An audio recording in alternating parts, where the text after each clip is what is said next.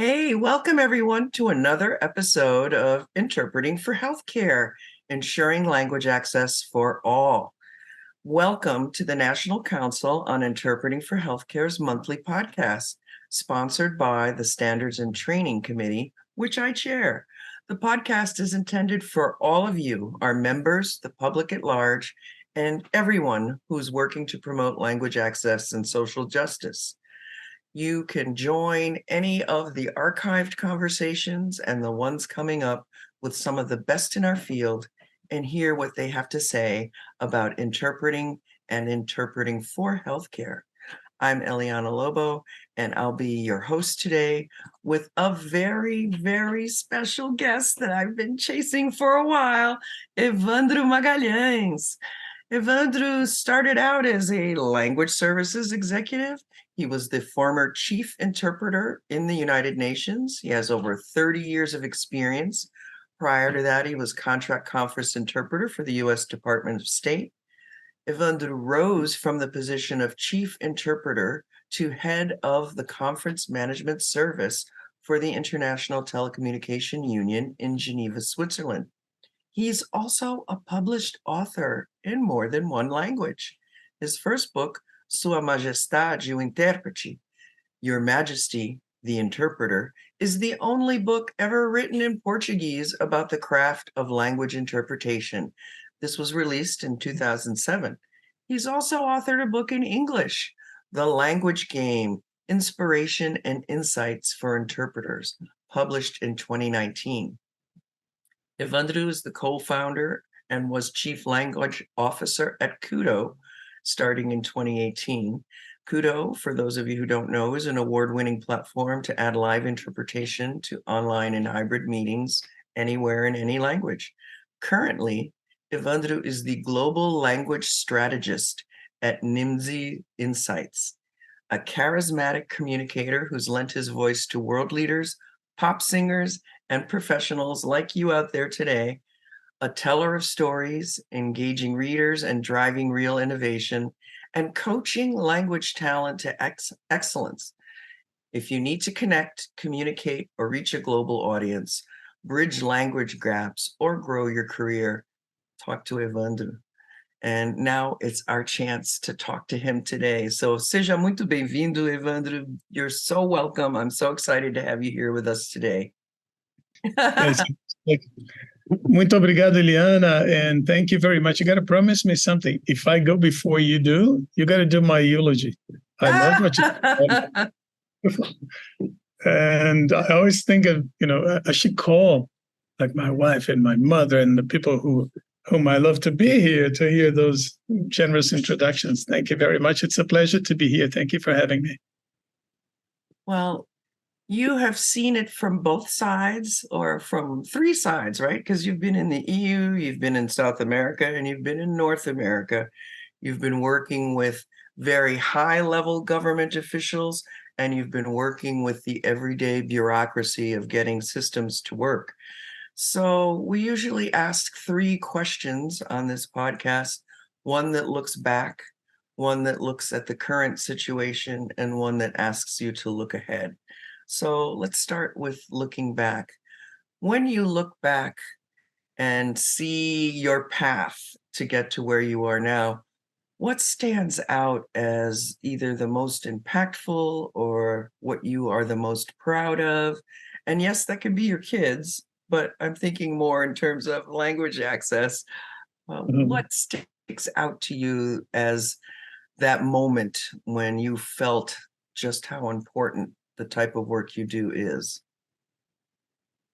It's very interesting. This is a question I can answer in many different ways.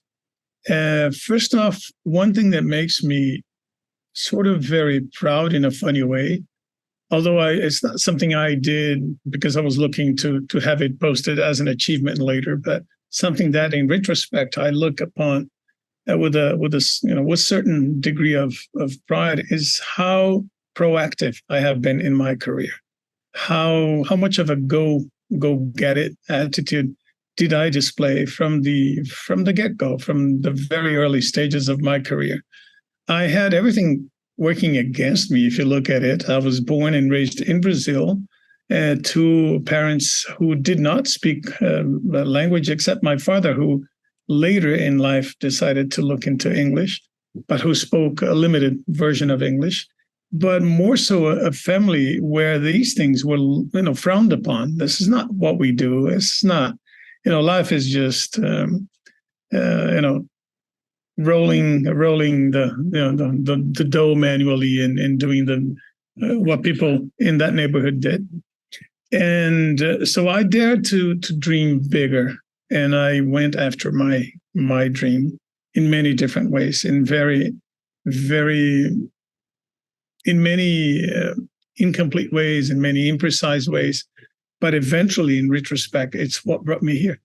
So I've seen people with more natural talent. I've seen people with more privileges. I've seen people better seated in life that didn't follow some of the dreams that were ahead of them and that they really were passionate about. And I did. So that, I think, is something I tap myself on the back about. And it could be just vanity. I don't know, but it's something I look upon with a certain degree of satisfaction.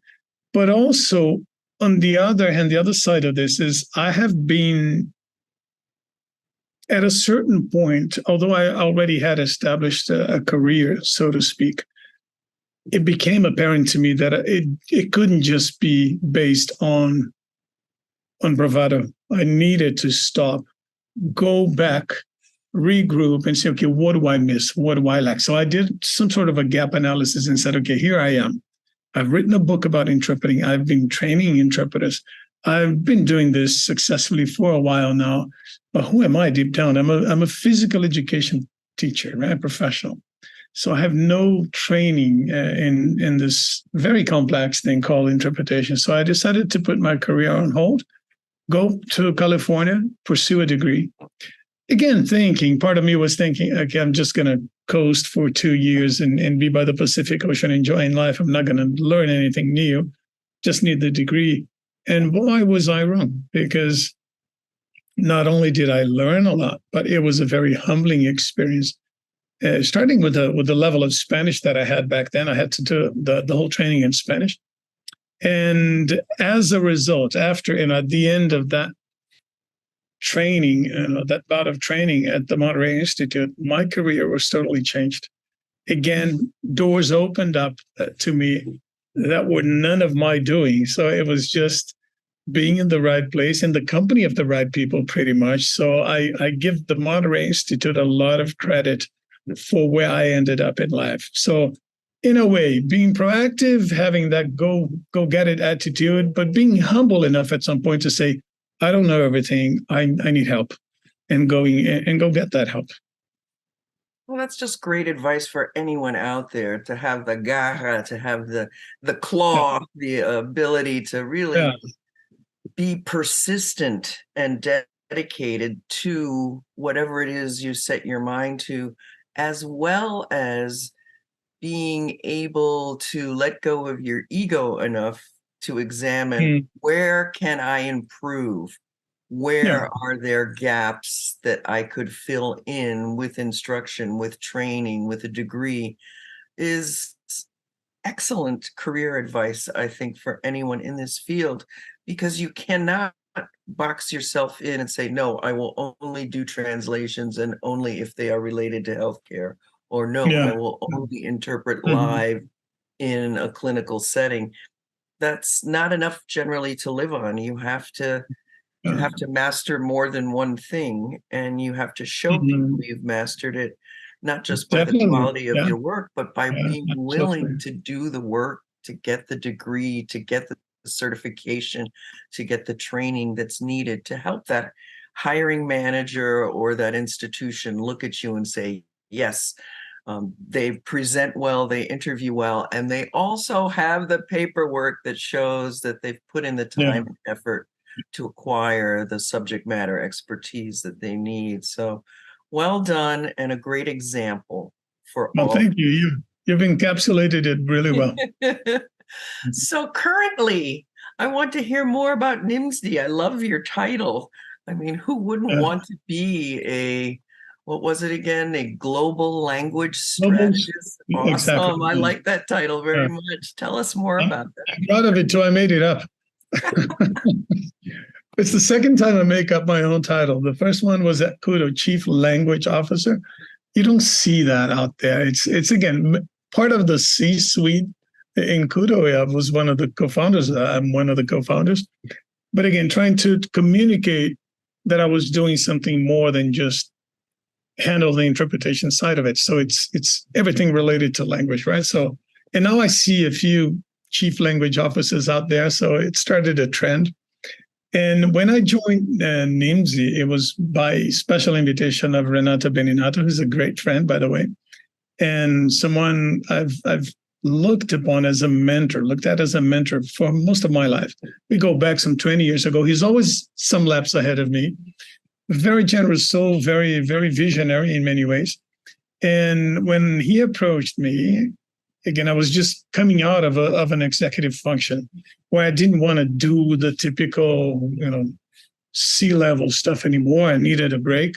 And he said, listen, we need you to help guide on a very strategic level the many players out there who are trying to make sense of what interpreting is going to become after the new wave of technology advances, one of which I introduced, being KUDO. So we need you to be very strategic in the advice you're going to be giving. And I said, yeah, I have to be very strategic. I can't be very specific because of my commitments to my former company and so on. So the idea was to be as broad as possible, but also, again, with a specific focus on language, and it had to be global. So I came up with global language strategist, and we're having a lot of traction, getting a lot of traction, and having a lot of fun talking to companies which basically want to do what they do language-wise differently, and they usually don't know where to start. They don't know what it takes. So we just provide the insight if and when needed. Again, within the constraints of what I can do, coming as I do from a former executive function in a company that's still very active in this field. So looking forward, what would you like to see happen, or are there any concerns on the horizon for you? And I ask this because right now AI is the big discussion point in use in lieu of human input with the content that's created in healthcare. So there's a lot of polemica, there's a lot of discussion, and there's a lot of fear, but I think it's very similar to when video remote interpreting was first introduced. Yeah, It did not take the place of interpreters, but interpreters who had the skill to work both in person and on video had more options than those that chose to stay with just the in-person. So I think if we were to give some input into the use, AI could be very beneficial rather than something to be afraid of. But that's just me. What do you think? Well, I agree with you. I think AI should play a complementary role, not the main role in language going forward, for a number of reasons. Why? Because when we engage in conversations and so on, it's usually to persuade someone about something, or to sell somebody something, or to negotiate a way out of a conflict, like the bloody conflict that we just saw start in the Middle East. And so that's not something I'm comfortable entrusting a machine to do on my behalf. Not every time. Now, of course, there are so many trivial aspects of what we do, and those things find their way into even the most complicated meeting, depending on where you are. So, for example, at every major meeting I've organized in Geneva, there's always a place during the proceedings at some point where for 2 hours, interpreters are going to be saying, I recognize the representative of Lithuania. How does Lithuania vote? Well, thank you very much, Mrs. Chairman. Lithuania votes yes. Okay, thank you very much. Your vote, your ballot is recorded. and I now recognize blah, blah, blah. And then it's 200 countries, right? Any machine can do that. It's a poor use of an interpreter's time to have two interpreters sitting there taking turns repeating these very monotonic proceeds and scripts. So that's when AI comes in handy. Or if you have a sales pitch that you deliver every day, it's scripted. It's the same script every day. Even the questions can be anticipated that the people are going to ask. By all means, use AI for that. You're going to pay a fraction of the cost, but leave interpreters to do anything else that would require persuasion, that would require emotion, that would require nuance. And to the extent possible, mix the two, right? So I'm not comfortable with the notion that interpreters can be replaced by AI. Will they be? I guess they will in time to a certain extent.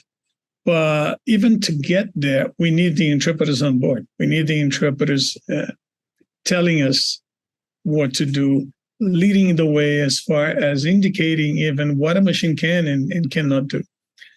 And you can tweak the language. You can, use my face and tweak my lips in a way that makes you believe that I'm speaking Chinese. Use my own voice so I sound Chinese when the voiceover is done and so on. This is all very cool and interesting, and I'd be remiss not to pursue that technology. I'm doing all of that, but I'm not ready. Maybe it's just the interpreter in me, which I have been for 30 years. I'm still not ready to totally let go. Now, my advice to the interpreters listening to us is that doesn't mean drag your feet and shoot it down and say it's never going to work in 100 years. No, that means let me see it, open it up, let me come close, let me be a part of it. Can we use this to assist the interpreters so we make, we do a better job? Can we have the AI bot there to suggest conversions of measurement, confirm the names, confirm the numbers, and so on, and make me a better interpreter, replace in a way the colleague that's no longer sitting there. There's a lot of cost incentives to do that. There's a lot of cost benefits for the players who are doing that and so on. But I don't think language will be relegated just to machines. Even when you do translation, which you can do now on ChatGPT, on Google Translate, on many, even the CAD tools now incorporate some aspect of artificial intelligence. It gives you productivity. It helps you go faster. It solves some of the problems to you, but it takes a human to come and eliminate the embarrassing details that, if left in the text, would make everybody blush, right? So I'm still a purist in, at least to some extent. I think we're going to be in the picture for a while.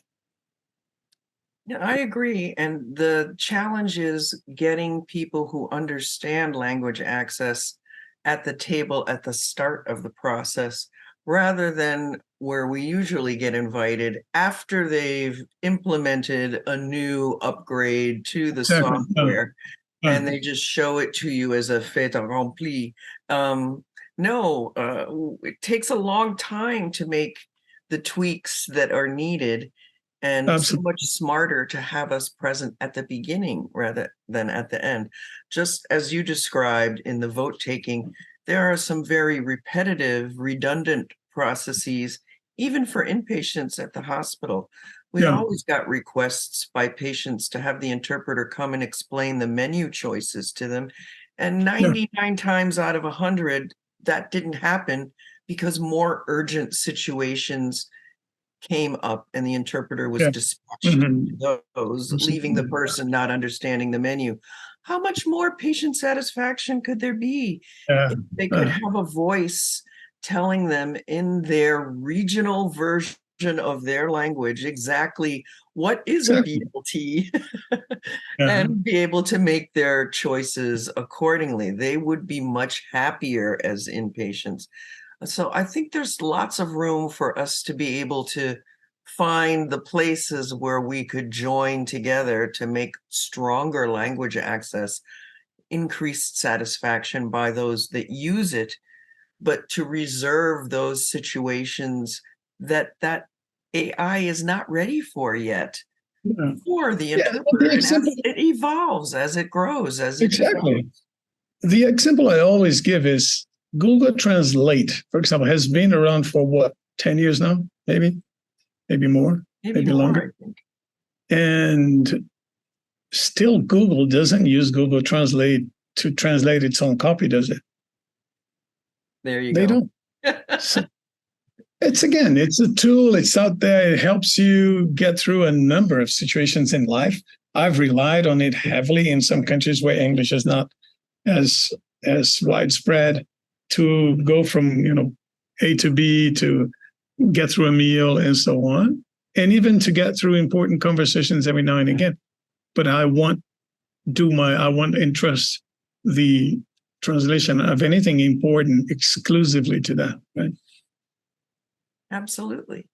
So in an ideal world, what would you love to see happen in terms of interpreting as a profession, or the integration of technology with interpreting, or just if you had Aladdin's lamp and could make a wish in the language access world, what would that be? I would like to see the big players extend their hand out to people like us who understand language, who have the expertise that they lack early in the process, as you said. So RSI is a good example. KUDO came forward, and a few other players came forward where they at least tried to get the language aspect in early on, right? KUDO, to my knowledge, is the only one that has a linguist as a co-founder. So when we put KUDO together, the idea was, okay, let's get somebody who's the brains about technology, somebody who understands different aspects of the market and has the business savvy behind it, but someone who also understands language, and more so interpreters, because the interpreters were the link that could shoot it down in flames if they were not satisfied. So there was a lot of trust building. There was a lot of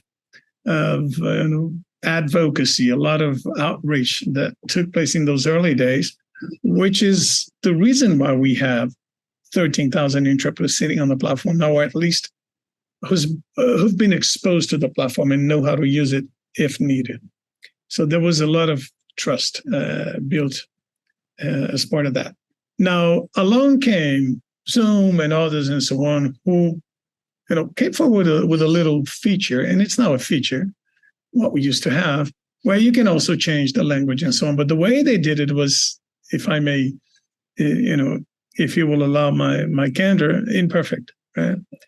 And again, they didn't know what they didn't know, right? Now the market accommodated it because they're big and because it was cheap, but it was not a good solution. It was not a perfect solution. And you see the same mistakes being repeated every now and again. Again, for lack of foresight, for just saying, okay, we need to do this. What's the best way to do this really professionally, right? Who do we need around the table, sitting around the table? And then, but then again, and you have the KUDOs of the world and the other players and so on, who have that expertise, but don't have as deep pockets as deep as those guys have. So what I would like to see, you asked me about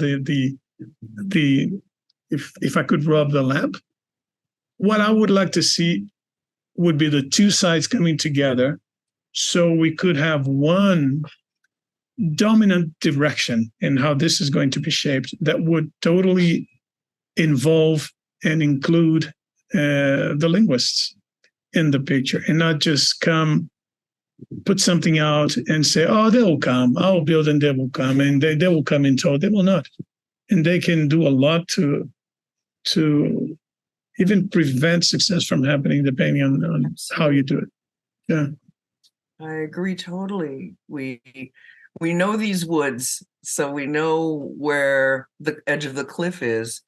And somebody else who is jumping on top of the technology, who says, oh, this is going to save us a lot of money, boom, as fast as we can go. And the opposite is also true. For example, one thing I've learned about interpreters, managing them for 20 years now, and talking to them, presenting to them, and so on, is that they want to make everything happen. They are enablers. They want things to move forward. But they are used to things being just as they were for many years, right? So if you look at simultaneous interpretation in particular, it's been what it is for the last 75 years. The microphones got a bit better, the booth looks better. Some of the procedures have been refined, but deep down it's the same thing. I'm in a booth, I get this I get the audio, I get the video, I get the preparation materials. I spit it out in a different language, and that gets carried through wires or wireless gadgets to people out there. It's always been like that. So 2020 with the pandemic, our science, it was the first major disruption of how it's done. Oh, I can do this from home. Oh, wait, but what if? But what about this? And what about? And then the first reaction is to say, no, not on my watch, it can't be done. But basically, if you sit down and show and give them time to accommodate the shock, they will not just see it for what it is, but grow with that and start giving you pointers as to how it should be done. So my motto and my creed has always been, interpreters have to have a say in how this is going to be done, because if you listen to them, they will point in ways that you wouldn't think about yourself. The mere business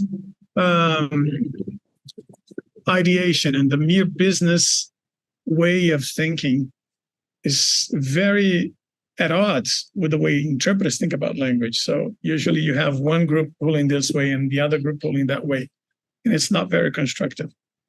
So you need to and again, interpreters will go where you need them to go, but you gotta give them time to get used to the idea, to let go of that comfort blanket that we all carry with us. Because again, we've been doing things one particular way for almost a century. But once you entrust them with that thinking, and once you have their back, once you guarantee to them that they're not going to be held responsible for failures in the technology and so on, and then their reputation is not at stake, then the result is usually exponentially good. Words to live by, Ewandro. So everybody out there who manages a language access program, let the interpreters have a say at the outset, at the beginning of a process. And then they can be like your spirit guides as the process rolls out, reporting back something to watch out for. This could be dangerous. This is working well. The feedback that you need to constantly and in an ongoing way improve the process, because we all know when it works, everybody benefits. Yeah. The and it doesn't mean that they're going to always be right. Are satisfied. Yes. It doesn't mean that the interpreters are always going to be right and the rest of us is wrong. No. It's just that from this friction, good light comes. Right? Oh, I see. I hadn't thought of that. And the interpreters also see, but don't you think that it's about time you let go of this and that? And they do, right? But it takes time. It takes that dialectic process where everybody gets a say. And the engagement. Not everybody wants to engage, right? Some people are very military and they give the orders and they expect it to be carried out with no feedback. That does not work. This does not work because we are working with so many different cultures, not just institutional versus independent contractor, but all the cultures of the world. So if we want this to work, we have to be willing to involve the participants that understand the culture while you implement your new technology. It's just, to me, a given. So thank you for helping spread that idea that this is how it works best, folks. Partner with your language access experts, not just your engineers and your IT people, but bring everybody to the table. You're only going to have a better rollout as a result. Agreed? I agree totally. And again, the other day I heard somebody say something interesting about AI.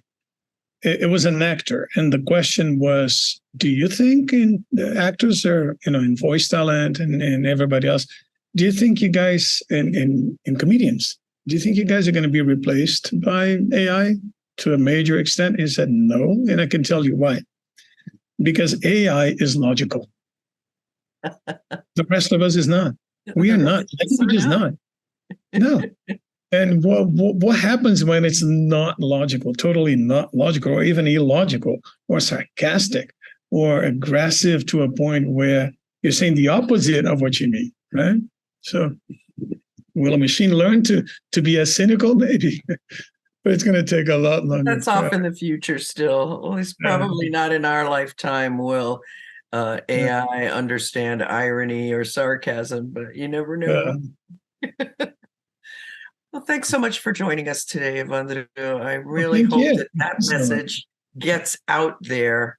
Bring us to the table. We want to participate, those of us who work in language access, and allowing us to be part of the process will only help you implement the process more efficiently, more quickly, with better user satisfaction at the other end. Isn't that what we all want? No, before we finish, I have a question for you as well.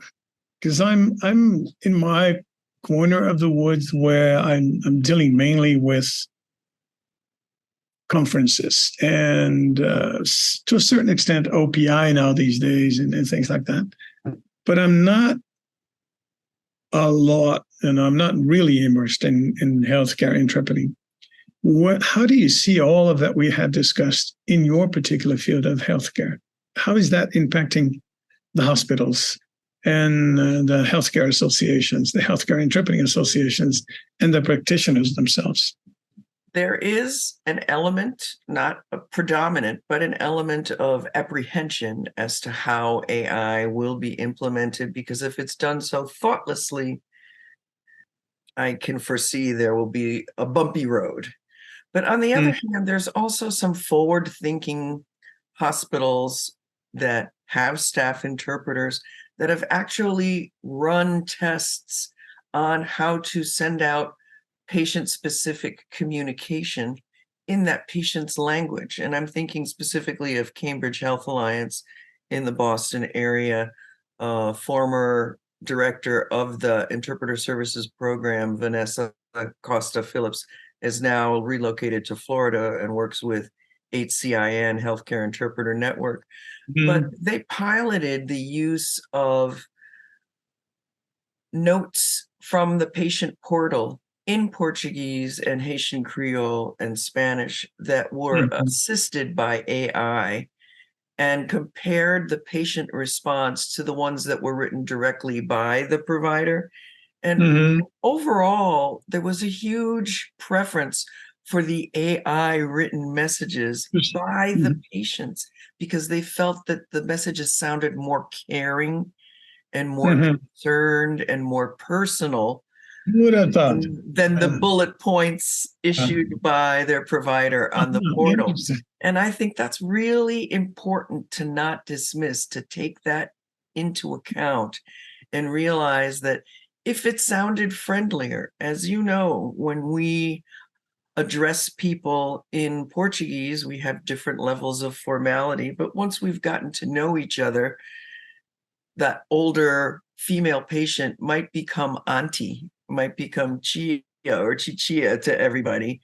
And the AI seemed to grasp that concept of the familiarity that was born of multiple encounters between that patient and provider, and spoke in a tone that they felt more well received, more warmly received than the standard message that came through the portal. So to me, that was really eye-opening. This could be used in a way that makes people feel that there is more care and concern for them in this huge automated system. The whole tone of voice, right? It gave it a Brazilian flavor, so to speak, right? Yeah, saborzinho. So, yes, it's coming, folks. Let's think about how to use all the technology that is available to us in a way that makes our patients and their families feel supported and cared about. That's what technology can do for us, I think. Excellent. Very good.